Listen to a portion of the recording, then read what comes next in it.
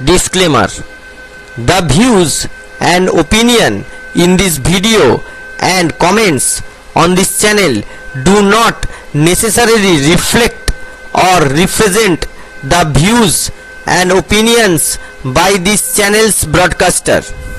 If you have a complaint about something or find you content is being used incorrectly, please contact the broadcaster.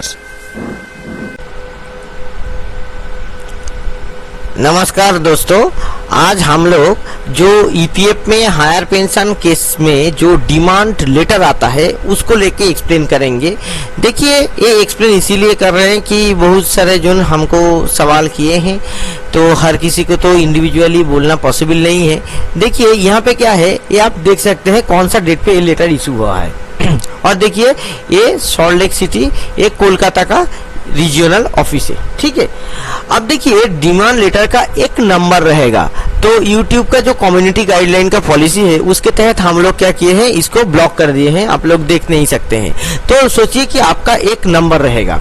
और दूसरा क्या है, ये जो यहाँ पे जो देख रहे हैं भारत संचार निगम लिमिटेड, जैसे कि BSNL का ये लेटर इशू हो रहा है, तो इनके क्या होगा कि यहाँ पे भी आपका जो यूएएन नंबर है वो लिखा रहेगा। ठीक है, और देखिए आपका सब्जेक्ट लिखा रहेगा और यहाँ पे जो ऑप्शन का जो एक्नॉलेजमेंट नंबर आपने जब अप्लाई किया था वो एक्नॉलेजमेंट नंबर भी यहाँ पे लिखा रहेगा। ठीक है, और यहाँ पे आपका यूएएन नंबर लिखा रहेगा और यहाँ पे चिट्ठी में आपका लिखा रहेगा कि आप जैसे हायर पेंशन केस में आप अप्लाई किए हैं, तब क्या है कि यहाँ पे लिखा रहेगा कि आपका बैलेंस कितना है प्रोविडेंट फंड का, ईपीएफ का, यहाँ पे लिखा रहेगा बैलेंस। और उसके बाद होगा कि आपको ये जो पैसा है ये आपका जो प्रोविडेंट फंड में है पैसा, वो आपको पेंशन फंड में ट्रांसफर करना है। तो जैसे पेंशन फंड में आपका पैसा ट्रांसफर करना होगा तो उसके लिए आपको क्या करना पड़ेगा, आपको देखिए यहाँ पे लिखा है कि आपका कौन सा महीना, देखिए यहाँ पे जस्ट अमाउंट है इसीलिए हम लोग कुछ बोल नहीं रहे हैं, इसको हम लोग दिखा रहे हैं। देखिए 30/4 मतलब अप्रैल महीने में देना अगर है तो 3,14,000 देना है, मई महीने में देना है तो 3,16,000। तो हर महीना 2K करके इंक्रीज हो रहा है। ये क्यों इंक्रीज हो रहा है, इंटरेस्ट के वजह से। ठीक है, तो ये पैसा उनको वापस करना है। अब देखिए ये जो 4 नंबर जो पैरा है यहाँ पे क्या लिखा हुआ है कि फर्दर मंथ वाइज जो ड्यू है with interest has been calculated being the last employ directed to provide the consent of the employ to transfer the standing amount into her PF balance immediately to this office and also deposit। देखिए यहाँ पे क्या है, zero amount paid by 30/4/2025, zero amount paid by 31/5/2000। तो ये amount zero क्यों है, क्योंकि देखिए यहाँ पे जो पीएफ में जो एक्यूमुलेटेड अमाउंट है वो अमाउंट जो देना है उससे ज्यादा है, तो आपको आखिर में जीरो ही रुपया देना है, क्योंकि यहाँ से पैसा कट के यहाँ पे चला जाएगा, तो आपको नया से पैसा देना नहीं पड़ेगा। तो इसके वजह से क्या होगा, आपको एक डिमांड लेटर का एक कॉपी दे देना पड़ेगा। और आप देख सकते हैं अगर जो डिपॉजिट करना पड़ेगा जिनको, उनको क्या ECS के साथ, ECR के साथ करना पड़ेगा, नहीं तो चेक के साथ करना पड़ेगा। चेक के साथ करेंगे तो ये सब चीज देना पड़ेगा। ये जो acknowledgement number, EPF name, mobile number, demand note date, तो ये सब ना ये चिट्ठी में ही जो है ये आपको मिल जाएगा। एक बार क्रॉस वेरिफिकेशन करके क्रॉस चेक करके देख लेना पड़ेगा। इसके बाद क्या है, ये आपको एक कॉपी देना पड़ेगा। अब देखिए चिट्ठी किसको दिया गया था, चिट्ठी दिया गया था CGM को, जो BSNL का जो है ना, ये चीफ जनरल मैनेजर का ऑफिस में दिया गया है। और जो कॉपी है वो कॉपी किसको दिया गया है, जो इनकम्बेंट जो भी ऑप्टी है वो ऑप्टी को दिया गया है, हायर पेंशन ऑप्टी को दिया गया है। ठीक है, अब देखिए ये जो प्रोफार्मा है, प्रोफार्मा इनक्लोज कर दिया गया है, प्रोफार्मा का कॉपी भी आपको फिलअप करके देना है। ये आपका हो गया प्रोफार्मा, जो ज्वाइंट डिक्लेरेशन का प्रोफार्मा है। ये ज्वाइंट डिक्लेरेशन का प्रोफार्मा आप लोग अप्लाई किए थे तो आप लोग दे चुके हैं, फिर भी इसको देना पड़ेगा। तो यहाँ पे क्या करना पड़ेगा, नाम लिखना पड़ेगा, यूएएन नंबर लिखना पड़ेगा, बोल के आपको देना पड़ेगा। ठीक है, और यहाँ पे सिग्नेचर करना पड़ेगा। और ये जो सिग्नेचर वाला है ये ऑफिस से होगा। उसी के तरह एक अंडरटेकिंग भी एम्प्लॉय को देना पड़ेगा, यहाँ पे नाम लिखना पड़ेगा, ठीक है, और यहाँ पे सिग्नेचर वगैरह करके आपको देना पड़ेगा। ये जो ऑफिशियल यूज का है ये ऑफिस का यूज होगा, यहाँ पे आप लोग कुछ नहीं कीजिएगा, ठीक है। इसके साथ साथ और एक डॉक्यूमेंट भी देना पड़ेगा, वो हम लोग दिखा देते हैं। देखिए ये जो फॉर्मेट है, ये फॉर्मेट आप लोगों को भरना पड़ेगा। इसके साथ साथ तो ये फॉर्मेट में क्या है, देखिए ये फॉर्मेट में है कि कॉन्सेंट लेटर फॉर डाइवर्सन। आपका जो पीएफ अकाउंट में पैसा है, वो पीएफ अकाउंट में पैसा जो पेंशन फंड में आपका ट्रांसफर होगा, इसका एक फॉर्मेट है। आपको कॉन्सेंट देना पड़ेगा, आपका सहमति रजामंदी देना पड़ेगा। यहाँ पे जो अमाउंट है वो अमाउंट लिखना पड़ेगा, जो आपका डिमांड लेटर पे ऑलरेडी है, यहाँ पे वर्ड्स में लिखना पड़ेगा, ठीक है।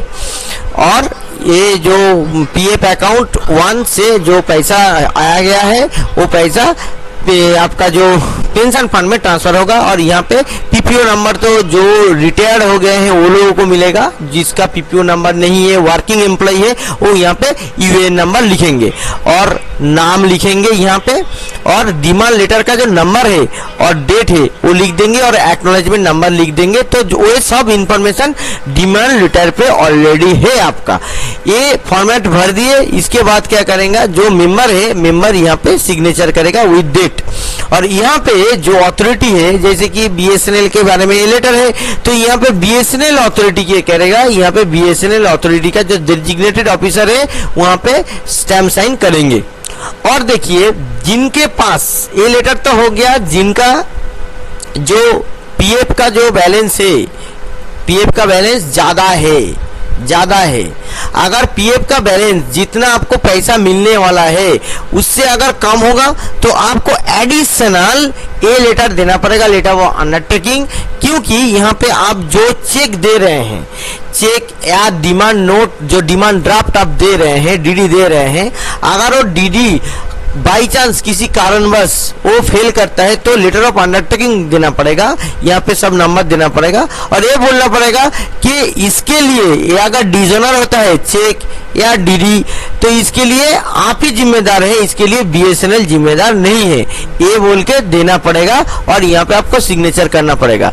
तो जो भी एम्प्लॉय का ईपीएफ में इनफ बैलेंस है देने के लिए, पर्याप्त बैलेंस है, उनको ये फिलअप नहीं करना पड़ेगा, उनको यही ऊपर वाला ही फिलअप करना पड़ेगा।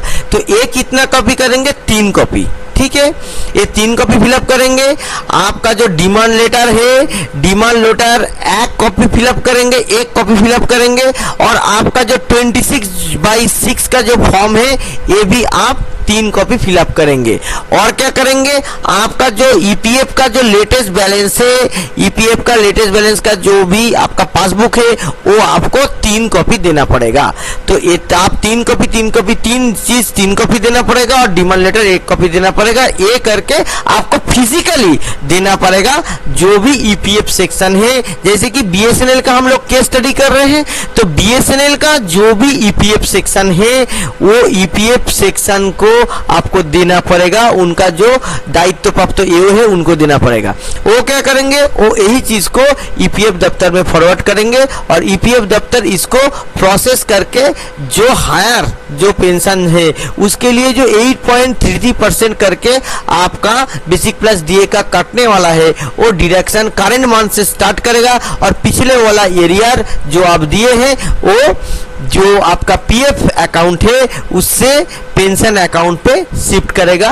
ये 2 काम आपका साइमल्टेनियसली करके आप हायर पेंशन के लिए एलिजिबल हो जाएंगे और हायर पेंशन आपका स्टार्ट हो जाएगा।